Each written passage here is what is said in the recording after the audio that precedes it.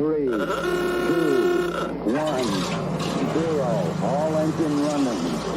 Liftoff. We have a liftoff. It's Monday. It's Monday. It really is. 7 o'clock. And that can mean only one thing. It's time for Reading the Signs, where me, Comedy John Ryan, and my comedian pals from all over the world are going to be talking about comedy, well-being, why we do it, how we cope. And that's where we need your help. We need you to send us your top tips for well-being. Be part of the show. Drop a comment in the box on YouTube, on Facebook, on Twitter, on the mensradiostation.com website. It's going to be a great show, much better than last week. What we're trying to do is think exceptional, which, funnily enough, is the motto of WJ, our show's sponsors. WJ are the UK's leading road marking and highway maintenance company. They're working with us, we're working with you. Let's get to it. Ooh! Good evening, everybody. Welcome along to Reading the Signs with me, John Ryan, from London. I've got to say that because we're international tonight. It's very exciting. We've only ever gone to America before. Now, tonight, we're going down under to the land of honey and milk and goodness. It's going to be great. I know that because tonight's guest is just someone I just think the world of. And it's just one of those people, if we were living closer together, would be continually in my house. How's your day been? Let us know. As always, put your comments in the box. If you are listening to this on Facebook Live, Instagram, Twitter, wherever else, LinkedIn, on the men's radio station website, or on YouTube, or if you're doing it on SoundCloud, wherever you are, give us a like, give us a listen, give us a social media follow. I don't see the point of it, really. Who wants to follow me around? I do nothing interesting. However, it's the 21st century. These are the things we do. So this show is now going out on the 20th of December, and it's Christmas week. I don't know where you are, but apparently I am somewhere in the Caribbean, bobbing up and down on a boat, which is why we did this as a little pre-record. Before I start, let me just thank our sponsors, the WJ Group, the leading road marking company in the UK, and just really good people. Hopefully by now Stoke City have won a few games, and Craig is happy. So tell us how you're preparing and how you're coping with the winter. If you are listening or watching in Australia, tell us what it's like. Christmas, Santa in the snow, 6 white boomers and all that stuff. Over here, it's probably grim and miserable. But like I say, I think I'm in Antigua today, all being well. So I just thought I'd rub that in, let you know what it feels like. So today's guest, I met 18 years ago and just instantly just fell for, just died for. Did one of the greatest shows I've ever seen to this day at the Edinburgh Festival. And I've obviously followed her career and her burgeoning love for all things purple and the artist formerly known as Prince. But there's one thing I'm going to ask you to do. Christmas coming up, you want to get a present that's going to make a difference. It's £3.89 on Kindle. It's called The Joy of Sags, Sexual Adventures from the Premenopausal Front. I bought it. It's hilarious. It's very funny. It's actually informative, but very, very funny.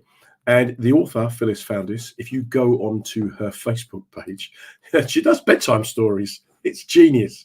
But they're not sort of bedtime stories that can make you want to go to sleep. They may well make you want to be investigative. Anyway, apart from the fact that she's written this fantastic book and has a great sense of humor and is a great writer, she also does a very, very interesting TEDx talk that you go and I'll put the link to in the feed, in the comments box. Anyone over 30 who wants to improve your life, just listen to this fantastically interesting, exciting woman, very inspirational for the next 55 minutes, showing all our other guests how to cope with me. So with that in mind, please do give a special big welcome to the awesome, the legend, the beautiful, the wonderful Phyllis Foundis. How you doing? What a great introduction. I love it. Can you hear me? Yeah, I can hear you loud and clear. I just thought maybe I'm still on mute, which is really against my religion. I don't like to be on mute anyway. Do we say g'day or Kelly Nifta, Kelly Spira? Well, we could say g'day. I hardly use g'day, and I'm Australian.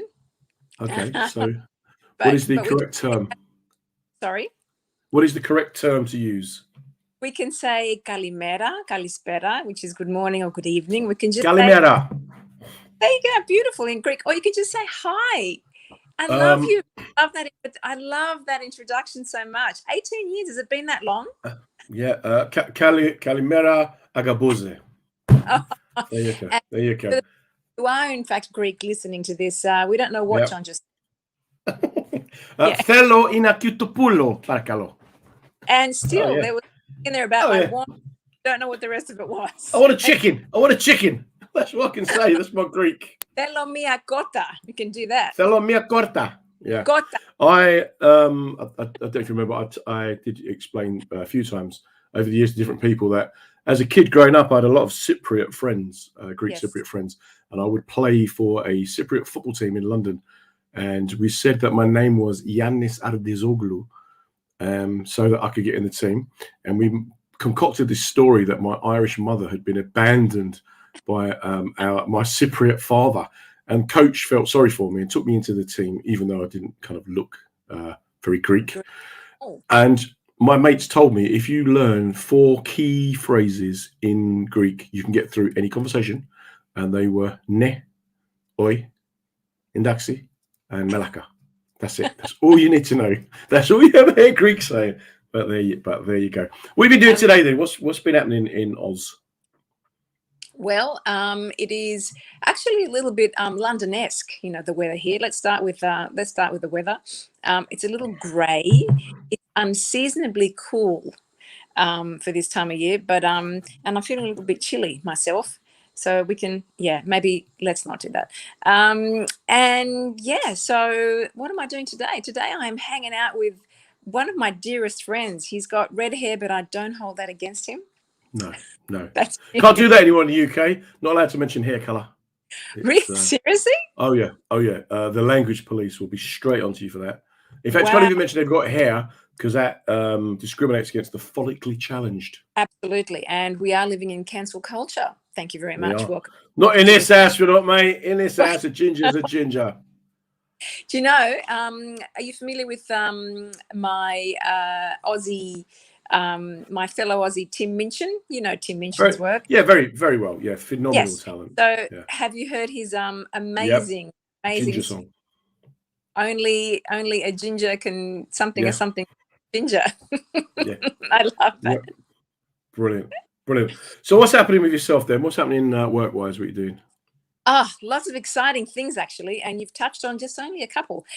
So as you know, yes, I have been Joy of Sagging late at night, bedtime stories, and that was a long time coming, so to speak, because I'm a big fan of what I've written. I obviously feel it quite passionately, but to then sit on my bed in my pajamas and then read a page from it every night, and some of it is quite confronting and explicit, and I'm very particular about not sensationalizing a topic that I think people just love to sensationalize, sex and sexuality and orgasms and blah blah blah. People are like, oh my god, it's like, can we just relax? Let's talk about this in a grown-up, funny, non-threatening, playful manner, because that's what female sexuality really is. It's not something that needs to be repressed or squashed or diminished or made dirty or stigmatized. I hate that, and that sort of conversation really pisses me off. So I'm really glad that I've been able to find the courage, frankly, to talk about things in this social media sphere that we all have to be a part of these days. And I've been getting some great comments, and it's guys, brilliant. It's just brilliant, mate. Like I say, it beats a book at bedtime, that's for sure. And it's the whole way you do it, sat in your pajamas, just reading all seductively. Good night, guys, before you go to sleep. It's lovely. But let's go back to the beginning. Tell us, growing up, where have you got brothers and sisters? How do you fit into your siblings? Well, I am the youngest child, the only child of my father's, and my mother's youngest child, because she was married once before my dad. And then she had me when she was 40. So what a great decision that was. And apparently I was a very large baby, 9 pounds 15, for those of us who are using those measurements, or whatever. And yeah, so I've got 3 other siblings. They're all over 60 and living their own lives. And yeah, it's just basically not what you'd call the big fat Greek family traditionally, but it's fine, and it works for what it is. And I've got a 91-year-old mother who is a force of nature. I know where I get a lot of my tenacity and resilience from. She's extraordinary. She's a handful though, and she's still as feisty as ever. Brilliant. So as a kid, were you naturally funny or inquisitive, or how were you? Were you studious? I think I was really quiet. Apparently, I was very bright at school growing up. And a lot of my family have told me in recent years that I was always the observant one. I just sit in the corner of the big, fat Greek loud gatherings and just kind of watch people and observe. And I think that's just the writer in me from a very early age. And there's one thing that I did. I was probably in I'm going to say about 12 or 13 years old. And I developed this show called, where I just would record it on my tape recorder, called Phyllis's Opinions to Family Problems. Brilliant. Genius. And I would interview, I remember this one, I think it was just a 1-episode show. It was just 1 episode and we were done.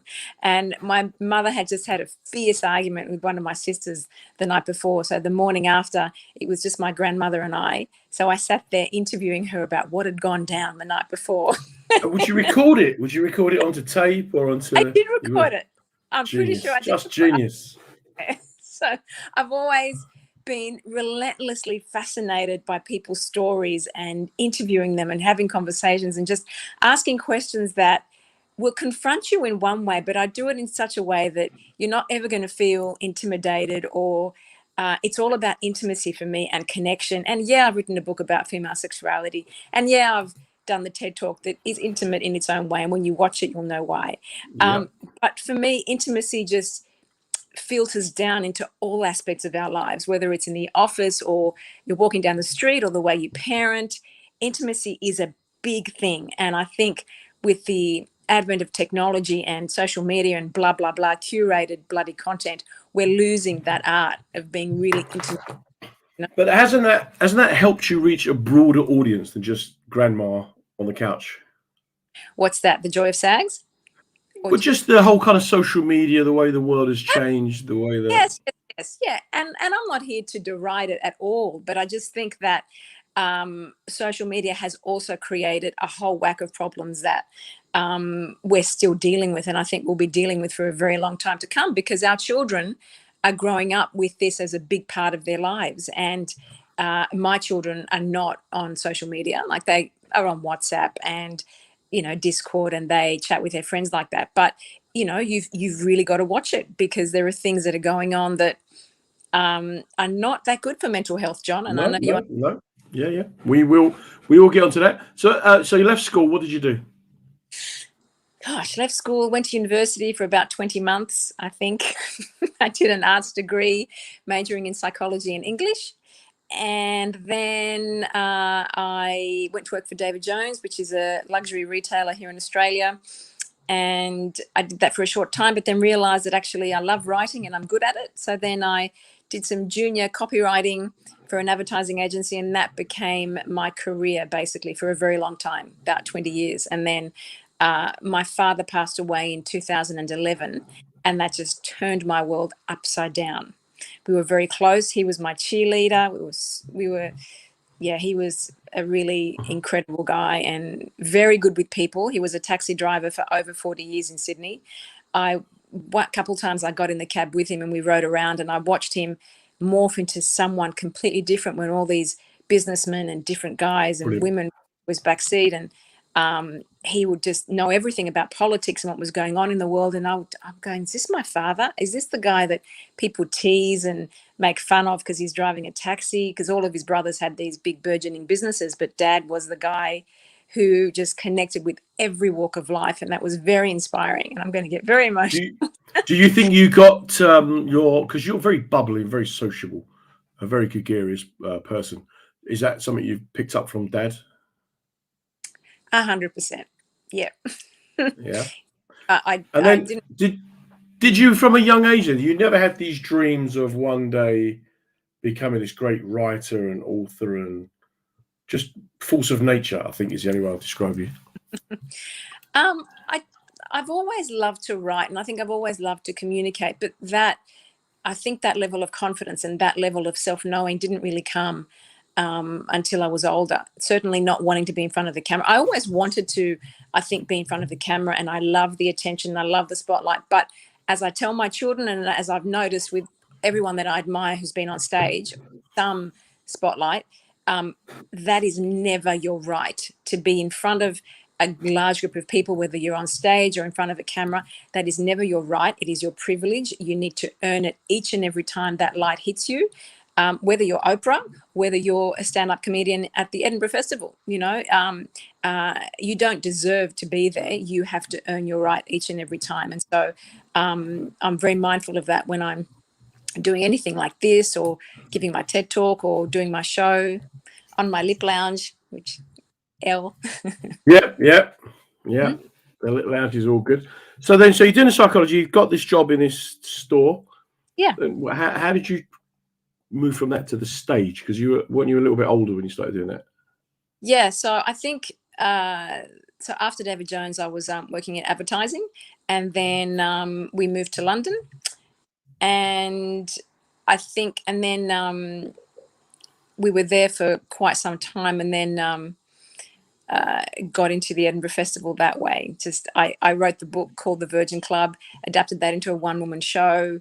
Not just a one-woman show, a brilliant one-woman show, which I watched about 10 times because we were in the same venue, weren't we? Yeah.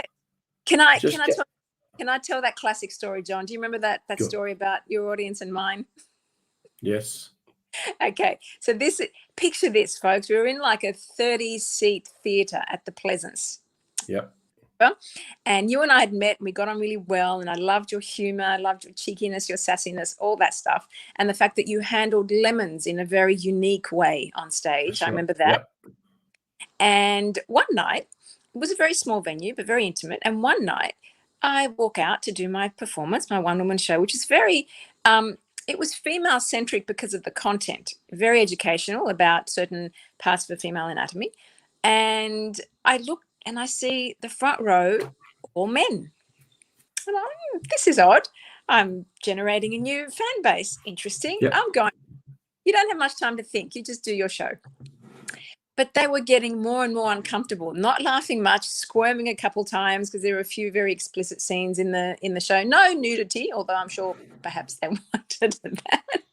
But it was very intimate and, seriously educational, if you saw it that way. And then they didn't get up to leave. They didn't move. They didn't just budge. Then at the end, they got up and they just looked at each other and left. Then John came bouncing in, ready to do his show. And you had a few members of your audience missing, because we later found out that those fine gentlemen in my front row were, in fact, your audience. They came into the wrong show. Yeah, came into the wrong show, expecting to talk about men and masculinity and stupid monkeys. I believe. And ended up with a very enlightening and exciting talk on female sexuality, which culminated in a great finale. Still one of the best finales I've ever seen at a show. But what I liked, though, was the fact that, because, I will quite happily talk about anything, and you were the same, which is why, we're like kindred spirits. And interestingly enough, our Facebook comments don't transfer over onto StreamYard, but Dave Sleet, who works for an organisation called APA, they credit psychologists and counsellors. They will correct me on that if I've got it wrong. But he said that you've captured perfectly the connectivity of humanity. And he's into all that stuff, is Dave. He's got some really great analogies and stuff that he uses to get points across. And that thing you said about connecting, that's what it's all about as writers, as performers. The Virgin Club, as I remember, I thought it was superb, mate. Absolutely. If someone like Ruby Wax had been doing it, it would have won multiple awards. But again, that comes back to that thing about profile and, being under the radar. And because you were this kind of, not physically imposing figure, but you're like a big heifer. Oh yeah, let's be honest. No. Slight, I think we would go slight. He says in this Me Too hashtag world where, but it just kind of caught people off guard, and it was just amazing to watch. And then from that, is that where the joy of SAGs came from? Well, I think kind of. I mean, that certainly gave me the bug. I got the bug of performing and connecting with an audience. I had some really beautiful, priceless moments when I was more comfortable in going off script and actually ad-libbing, which is a skill in and of itself, and that only comes the more you do it, So, so that was cool. That was a real education from that perspective. And then fell pregnant in 2000 and I love that expression. I fell pregnant. I fell pregnant. It just fell. To it, and now I've ruined my hair. Never mind. Look, I have to come back from that effortlessly. It's all about the hair. There you go. There you go. Just fix yours. I'm a little bit. Oh, beautiful. That was a vast improvement, right? So you fell pregnant. I fell pregnant, stumbled right into all that, and left London, came to Sydney, had our first son in 2006, and just basically fell into that world of raising baby boys and enjoying all that and all the trials and tribulations that brings. And then I think my creative career fell into that inevitable hibernation. Well, at least it did for me. And then in 2011, when my father passed, that was all just, again, as I said, it just turned my world upside down. But he, and I think the thing about mortality is that, and particularly losing a parent that you were very, very close to, mortality comes and slaps you across the face. And it's like, what the hell are you doing? Are you going to do what you really want to do with your life? Are you going to keep apologizing for the gift that you have or the passion that you have? What are you going to do? So that was a huge turning point for me creatively. And that basically spearheaded my first men's talk show called Foundis. And that was an homage to my... And that, it didn't, I wouldn't say it put me on the map, but it certainly put me on my own map, which was I got validation from the industry. I won a couple of awards. It meant that I could give a TED talk. And I have my father to thank for a huge part of that. I wish I didn't lose him in order to come to that creative revelation, but, things happen. Mm-hmm. It happens, throws curveballs at you, and you always have a choice.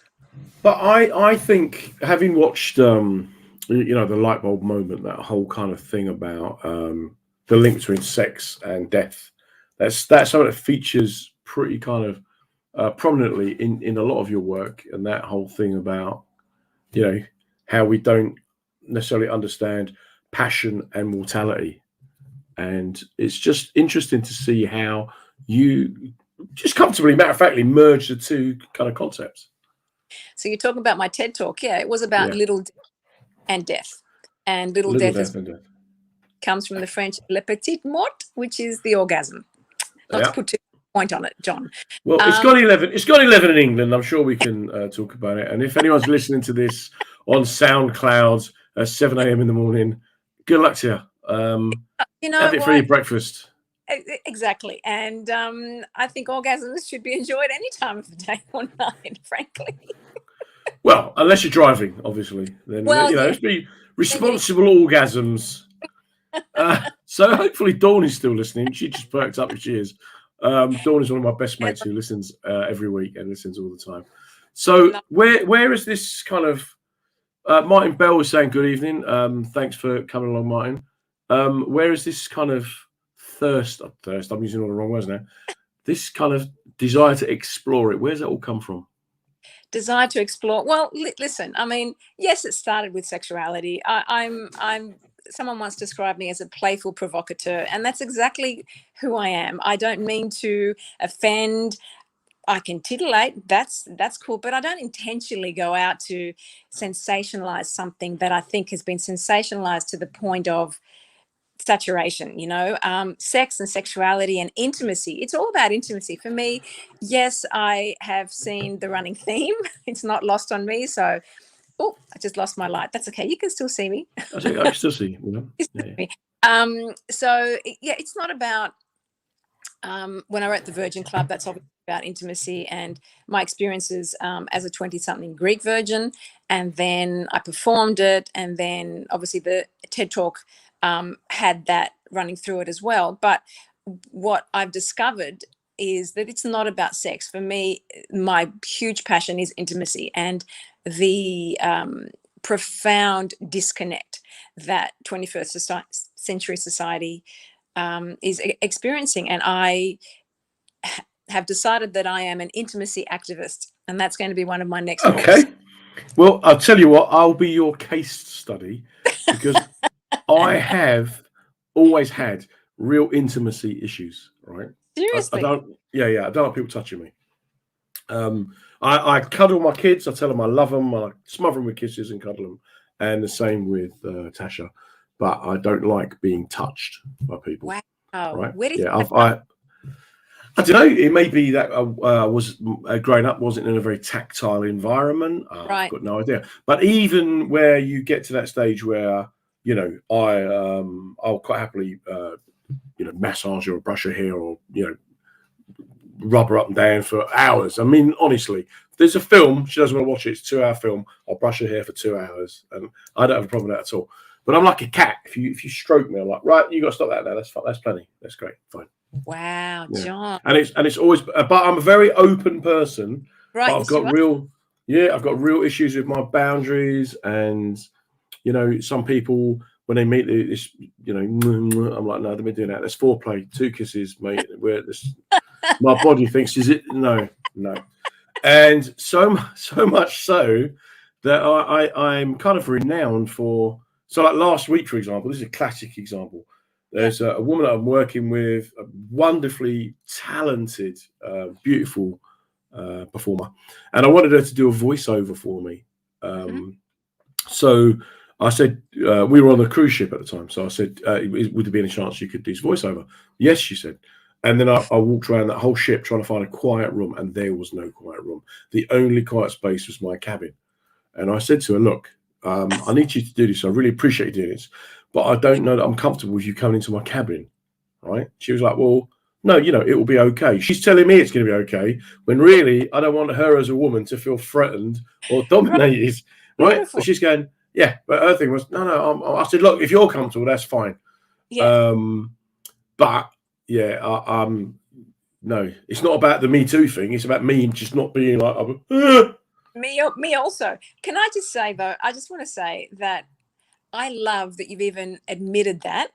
I love that because that is a level of vulnerability that I think a lot of men are afraid to go to, and women too. I mean, this is not about men, women. I can't stand gender bashing. Any conversation that is divisive and is about black, white, gay, straight, transgender, not, men, women. I detest it because it's just yet another breakdown that we have in this world. So I love, John, that you've even just admitted that. And if together, I'd give you a big hug. Right No, I can do that. Not too long, though. That's it. There's plenty there. Martin Bell has diagnosed me. He's sorted me. It's my early home environment. Apparently. Yeah, it is. But it really is. But also, there's that age-old conversation: is it nature or is it nurture? For some people, intimacy just doesn't occur to them. It's not in their makeup. I can't relate to people like that. I do my very best. It's important though. People who do find it easy to be intimate with people should never judge, and they should just continue being you, really. But I would give you a hug, and it would have to last for 20 seconds to get the full effect in terms of the happy hormones. Could we build up to it? People who are commenting, there's a problem StreamYard in that if you make a comment, unless you've agreed that it's okay for them to publish your name, it won't publish your name. But Martin, I'm loving this, mate. Martin is a psychotherapist working in the expat community. I've got my own therapist now. Thank you, Martin. I love it. I was a very promiscuous teenager, and sometimes, it's been put to me that it was because of my intimacy issues. I confused, sex with affection. I've still got to be persuaded that that's right. I just think I liked women, to be honest with you. However, at some level, all right, Martin is now. Yep, that's where you're coming from, Martin. Thank you very much. I'll talk to Russ about getting you on again. So it's interesting for me, this whole thing about intimacy, space. I remember going to Japan and just feeling really comfortable because the Japanese, they love their space and their boundaries. So maybe I'm Japanese. Maybe that's maybe if you were some Japanese warrior. Yeah. No, I was probably like, that was a warrior.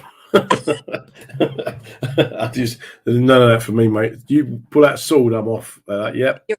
Yeah, have it, mate. Invade. There would be no shogun if I was in charge. Like, pop in, take what you want, just don't. And get out of here. Yeah. We are at the kind of halfway stage of this evening. Just for anyone who's now listening to us on Facebook or Instagram or Twitter or SoundCloud or LinkedIn or the mensradiostation.com website. Big mention for WJ, who are our show sponsors, who have been absolutely amazing. I don't need to say that. They do tell me, look, you don't have to keep mentioning this, but they're just great. They're really committed to doing anything that they can be doing. I am joined by the awesome human being that is Phyllis Foundis, who would be awesome if you were male or female or however you defined yourself. We are talking all things entertainment, just life, really. And I'm fascinated with your TED Talk. Can we move on to your TED Talk? Yes, let's talk about my TED. So the TED Talk, the light bulb moment, it's Little Death and Big Death. Is that right? No, Little Death and Death, yeah. Because it's a while since I watched it. And you do have so much going on. I remember you going through your purple phase and thinking, I can't keep up with this. We need to just... and in fact, I was mentioning you last week. I saw people playing Purple Rain and explaining to them I was never a Prince fan, but then you opened my eyes and my ears to it, and I was like, oh, okay. So it's funny how people influence and impact on people without realizing. How did the TED Talk come about? I think that came off the back of a little streak that I was having at the time. I'd won a couple of awards for the show, for my men's talk show, and then I knew some of the organisers of TEDx at one of the colleges in Sydney, and they contacted me and she said, hey, would you like to give a TED Talk? And I'm like, oh my God, I would love that. Love that. And at the time, my father's passing was still very, very fresh. And so I just went ahead and decided that when they talked about the theme being the light bulb moment, I just reflected on that and I thought, well, what is it when do I feel my light bulb moments? Well, generally speaking, your light bulb moments, at least for me, come when I surrender. And when do you surrender? When you have no control over something. And as a control freak, and that's me, and right now I'm looking at my fringe going, what the hell? How can I fix this? It's in my face. Good Lord. See, control freak. As a control freak, if I can't manipulate a situation so that I feel comfortable, it's a little bit scary. But it's in those moments of surrender that some of my most liberating moments have come. Mm-hmm. So, yeah. So is that a good time to be creative post or, halfway through an orgasm to go, right, I've had an idea, stop. I just had an idea about writing a book or whatever. I have been known to, ideas may come to me and I have to write. So at the end of a situation, we'll call it, I can... Of an occasion. Can we call it an occasion? An occasion. At the end of an occasion. Well, that was great. Where are you going? I've got to make notes. I'm like, what are you giving me? Score out of 10? What's going on here? What are you doing? How does that work? It doesn't happen all the time, John. But it has been known to happen. And I just slap open the laptop and I just fire away really fast. I'm a quick typist, so that helps. It's just, look, it is there's been a lot has been written about orgasm and what it is and how transcendental it can be. And you know, I heard the other day that, I don't know whether you're into this, but I am deeply. Our soul, and the soul vibrates at the level of an orgasm. So if you were living, if you were, well, you are a soul, and I'm not even going to articulate it properly. A soul? Is there something comes after the A and before soul? See, I can't with you. I just can't with you, as the kids say. Anyway, the vibration of an orgasm is a transcendental feeling, and for some of us it lasts longer than others. So ask Sting might have a thing to say about it. Right, I've just had a hilarious text message from someone who wishes to remain anonymous. Yes, shouldn't really look at my phone, but you know, Phyllis finishes her entertainment, flips open the laptop to be creative.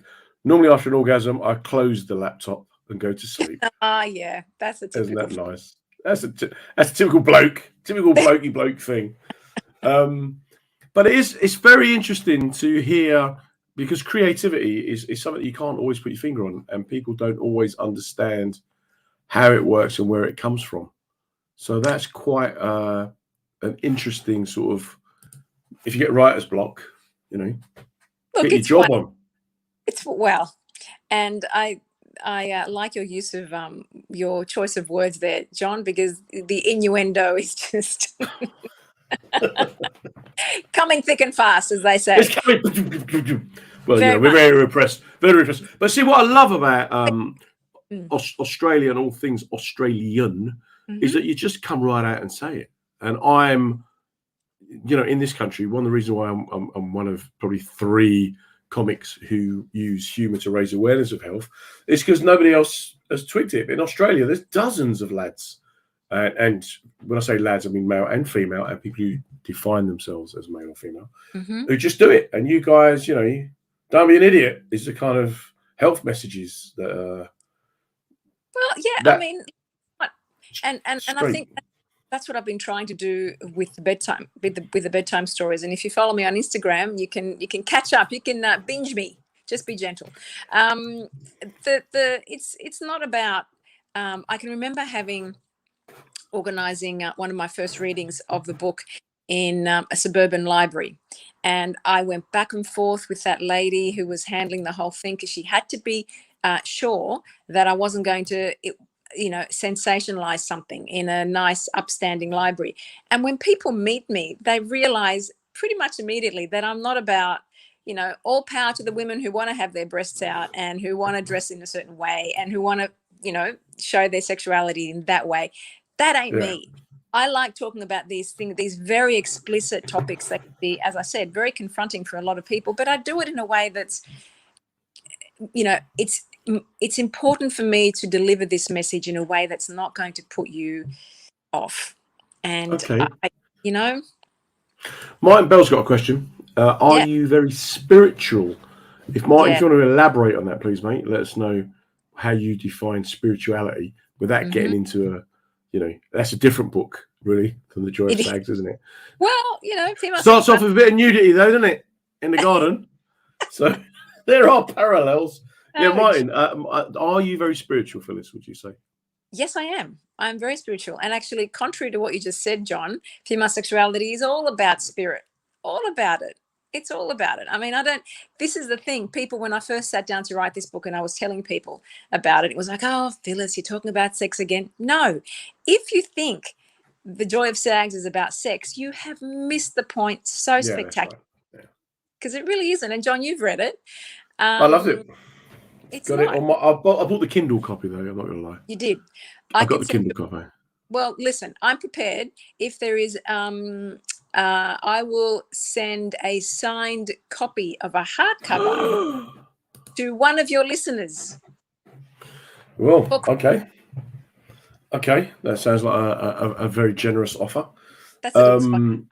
It is, yeah. But the thing is, and like I say, when you're reading it, it's all about, because the thing, going back to Sting and his whole thing about his tantric stuff. Correct. It's all about seeing that connectivity, isn't it? That connection between people and making that connection last. And especially, like I said, I was on a ship last week and there was a couple that had been married 63 years and they're still together. And because that was the word that the guy used. I said, what is it that kind of keeps you together? And he said, we're connected. And I thought that's really, really nice. Look, we got a volunteer already straight away. Oh, Martin, you cheeky thing, you. I tell you what, mate. These psychotherapists. They're not afraid to come forward, are they? Martin, I'm sure that Phyllis would love to. If you find her on, is that all right for him to find you on Facebook? And absolutely, yeah. You can find me on Facebook. You can find me on my website. You can follow me on Instagram. Yeah, totally. Okay.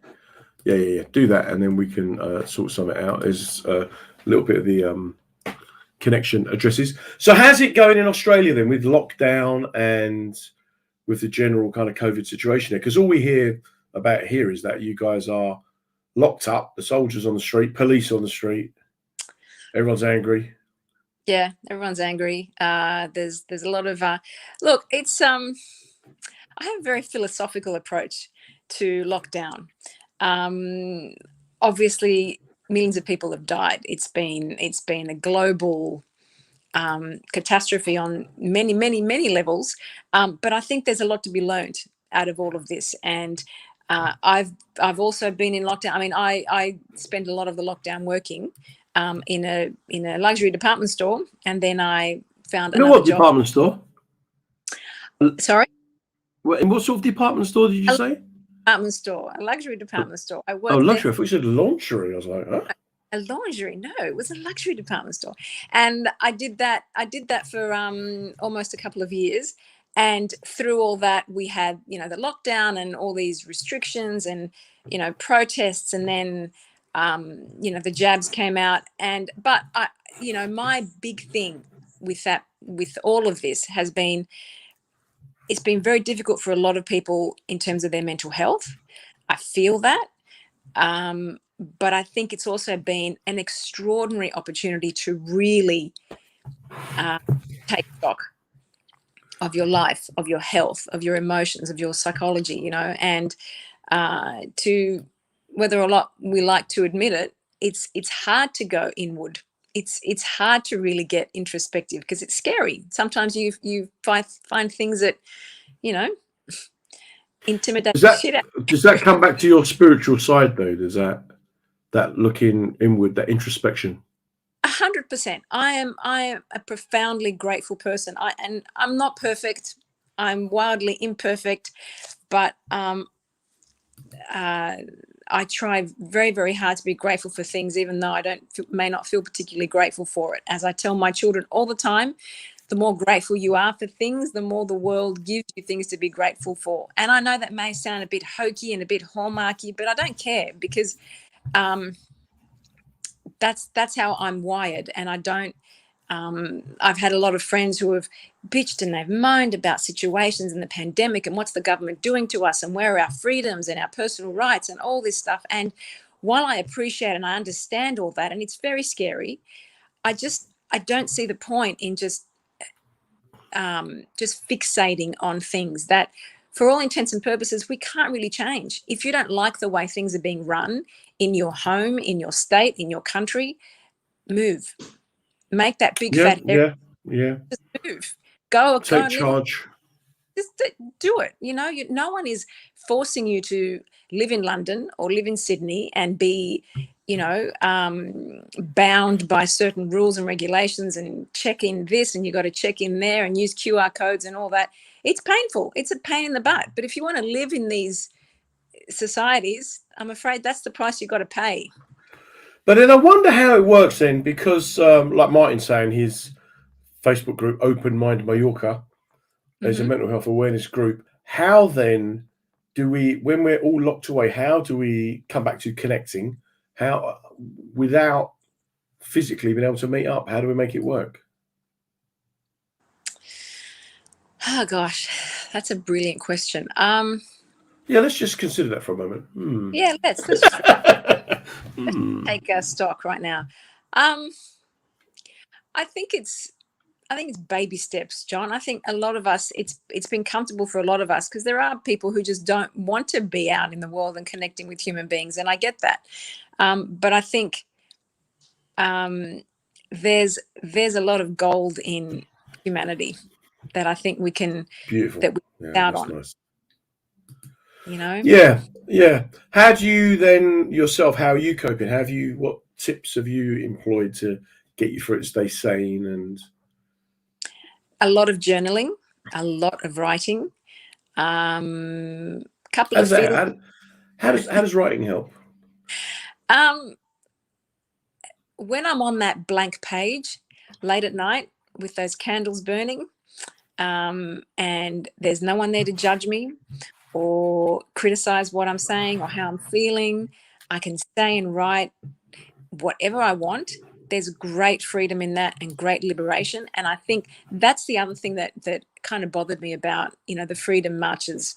And I don't know whether people are going to at you now, but, there are ways that you can maintain your freedom and build on your freedom that isn't predicated on being out in a bar or not wanting to be vaccinated, and all that stuff is a personal choice, and I'm not criticizing anyone for that, but there are ways that you can be free. And for me, I still felt free in my four walls by obviously I have my children around me, so that was a huge thing, but writing and expressing myself and talking to my friends and watching some really great content on Netflix, or as pedestrian as that may sound, there are ways that you can always flip the script when things are just not going the way that you'd like them to, always. But it takes courage and it takes strength to do all that stuff, and it's not always easy. And I'm not going to sit here and say it's easy to reframe your experience and feel free. It's not.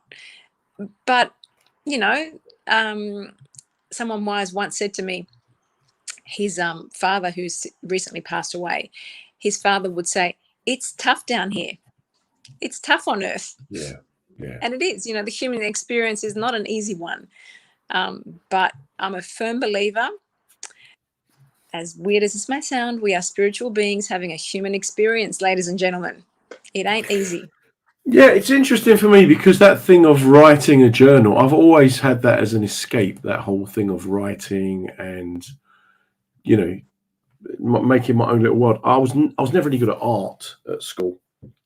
And in art class, I was just disruptive. So we had an agreement, the art teacher and I, that instead of, I know, shocking. Instead of disrupting everyone else, I could just sit in the corner and write a story. So I just used to write stories in the corner. I love that. Yeah, and she kind of got me. So I figured I just explained straight, like, I can't draw this. She went, everyone can draw. I said, no, I can't. If I can't do something, I won't even try. It's a very male trait. She saw you. She saw you. She didn't just get you. She saw you. There's a huge difference. Yeah. So it's that thing about play to your strengths and understanding that we're not all able to do the same thing, right? It's that thing of we've got to recognize our differences, as you touched on at the beginning, and we've got to consider the fact that other people have different experiences and expectations, but we don't always do that, which again comes back to why reading your work and following what you're doing, it's just enlightening, because it's almost like someone standing up and going, stop here, look, we don't have to do it this way because we've always done it. Why not try it a different way or another way, or just stop? Flip the script. Look at things in a different way. Reframe. They may all sound like cliches, and that's fine. No. What's next? What's next in the Foundis empire? Is there another book? Is there a film? Is there a TV show? Is there a radio? A musical? Well, the latest news is that I am going to get my own, and this is why you're very inspiring, because I'm going to get my own 2-hour show on community radio early next year. Brilliant. So I can't wait for that. It'll be a lot of soul music, a lot of soul conversations, long form interviews with extraordinary human beings. So you're coming. You're going to be on one of those. We get Martin Bell on as well, mate. Yeah, your new fan. Get Martin on. Although he'll be busy reading your book. No, but it's just that thing about being creative. It's not a stationary thing, is it? You've got to keep doing it. You've got to keep pushing. Excuse me. It's not COVID. Don't panic. It's just I've been out. We went to a Greek restaurant today in anticipation of this evening. Yeah, we did. Yeah, we went out and met some friends. Met my son, and then just randomly the restaurant people went, let's go to that one. It was a Greek restaurant. So what did you eat? It's all there. Souvlaki, because I'm a Very traditional man. A little bit of hummus and tamasmalata. Remember the first time I ever had tamasmalata. You got to understand that growing up in an Irish household, salt was exotic. That's it. Put a bit of salt in it. That was it, right? Next thing I know, some gives me a bit of pita bread and hummus, and my whole body just went, what? And then first bite, my body was just like I've been punched by Mike Tyson, but then quickly went, oh yeah, I want some more of that. And then discovering olives, I was like 15 by the time I discovered olives. Olive oil. It's No. the best. Lard. That's what you have in Irish house. Beautiful. You remember making? I can remember making you. You were just about to go and do a gig, and you came to my home in London. And biggest rap ever. Right? It was, and you went, oh, I love this, delicious. And it was because I'm not a domestic blah blah at all. I don't bake to relax. That ain't me. But I could make a really mean rap. There you go. Look, Martin Bell is back. He's back. Martin's back. This has become. Look, he's about to launch his own online radio station from Mallorca. Martin is your guest. Get Phyllis on there, mate, and that will certainly sort things out. So I think then the essence of what you're saying is obviously about. He's being encouraged. Yes. We're talking about making connections. We're talking about keeping a journal. Yeah. Keeping a journal. Absolutely. Yeah. And I think the orgasm features in there as well. Feel good hormones. There you go. It's hard to type. On the slide. Yes. Each week we have people on who come up with suggestions. So I'm going to suggest to people listening, if you are listening on SoundCloud in the future, because we're not here there, do find phyllisfoundis.com or at Phyllis Foundis on Twitter. And you can still watch back episodes of her bedtime stories, which are just honestly great. Really, really great. I'm going to have to say goodbye to you because our hour's flown. And then I want you to, if you could hang around for 10 minutes in the green room so I can come and have a quick couple of words with you. 100%. If you have anything else you want to mention or plug or... Well, just really follow me on Instagram. There's a lot of really great, exciting things coming up, and I'm like deeply excited about my radio show because I think that'll be a really great opportunity to interview some extraordinary people, some of whom you'll already get to meet. Head to YouTube and look up A Little Bit of Lip, and you'll see me and various interesting people on that lounge. I'm sitting on the lounge right now. I recently interviewed a guy called Van Hunt, who is a Grammy Award-winning musician from the States and is dating Halle Berry right now. So that was a great interview. One. But yeah, lots of other interviews like that. Great. And really for me, all those so-called interviews are conversations. And I'm not interested in how famous or not you are. It's whether or not you and I can connect in a way that goes beyond that celebrity chatter. So yeah, have a look. Okay, well, with that, thank you so much for giving us your time tonight for us, in the morning for you. Stay safe, and we'll speak to you soon. It's my pleasure. Mwah, mwah, mwah. Wow, that was Phyllis Foundis. Absolutely phenomenal talent, real force of nature, and I could speak to her for hours. Absolutely incredible. They say in life that good company should mean that you look forward to the next time you see people, as I do, and you should be saddened by their departure, as I am. It just goes to show we can all make connections 12,000 miles away, but still make that time to make that connection. It's been an interesting few weeks, I'm not going to lie, a few days, as we've kind of come out of lockdown. But by the same token, we're still living with this COVID. Whether you think it's real or not, do stay safe, do take precautions, do protect yourselves. One of the things that it has taught us, this whole pandemic, is that it is possible to change behaviours. There was a time when there was no way you would got anyone in the UK to wear a face mask, and now we do it without thinking. We do it without thinking. I know that not everyone agrees with them, really not real, but we wash our hands, we practice social distancing, and sometimes we need to think about our behaviours when it comes to our well-being. Phyllis's suggestion, keeping a journal, that's a great idea, absolutely great idea, and a really good top tip for well-being. Dave Sleet absolutely talks about that connectivity of humanity, as Phyllis suggested, was a really, really good tip. Steve Best still come up with a really good one on good breathing. Dave Ward talks about routines and structure. Kevorkian, every morning thinking positively. Always mentions soul, because soul got to the stage in his life where he wanted to end it. But he said that you need to understand that life isn't always easy. And for Wilson, it was about looking at your physical health as connected to your mental health. Andre in New Zealand talked about a trouble shared is a troubled half. Talk, just talk. Don't be too hard on yourself. Philip Simon, who is currently bobbing around the Mediterranean, says stubbornness will help you stick to it. People always ask me, what do I think? I'm not really an expert. I'm not a clinician. I'm not a practitioner. But reframing those unhelpful thoughts, being in the present, getting a good night's sleep if you can. But again, connecting with others, as Phyllis has kind of emphasized. Try and remove negative, toxic people from your life where possible, because you won't smoke or drink oil because it's bad for you. But we still all hold on to bad friends and bad people. There are people out there who are emotional vampires whose only intention is to suck the life out of you and bring you down to their level. It's about being able to spot them and walk away when you have to. There's always times in our lives when things aren't going our way and they can get hard and life can be tough. And those are the times when we need other people around us to maybe step up, step in, reach out and give us that little helping hand. Now, if you can't ask for help, then you should really be able to have people around you who can help you. There's always help available. If you know someone who's struggling or if you haven't spoken to for a while, just make that phone call, make that connection.